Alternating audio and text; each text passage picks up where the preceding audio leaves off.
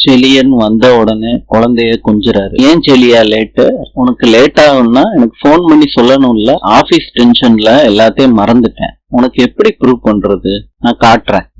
நான் மீட்டிங் காண்டி ரெடி பண்ண பிரசன்டேஷன். சரி செலியா, நம்புறேன். வீட்டுல எல்லாரும் சாப்பிடுறத கோபி பாக்குறாரு. வாராதிகா, கொஞ்சம் லேட் ஆயிருச்சு கோபி.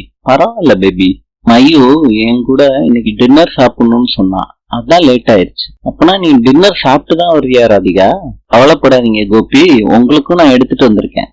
மசாலா ஓட்ஸ் சூப்பரா இருக்கும் கோபி. இந்தாங்க கோபி, சாப்பிடுங்க. ஆகியா சொல்றாங்க நாளைக்கு ஸ்பெஷல் ஐட்டம், பழனிசாமியோட பிறந்த நாள்ல, அதனால ஸ்வீட் பண்ணிருக்கேன். எல்லாம் சாப்பிட்டு பார்த்து எப்படி இருக்குன்னு சொல்லுங்க.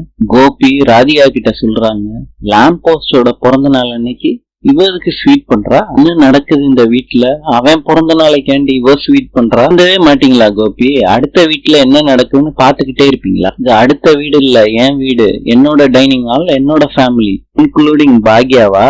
எக்ஸ்க்ளூடிங் பாக்யா. இது ரொம்ப தப்பு ராதிகா.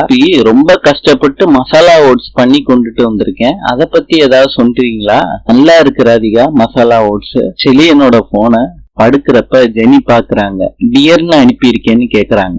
ஓகே டன்னு அனுப்புனேன். அது ஓகே டியர்னு போயிருச்சு ஜெனி.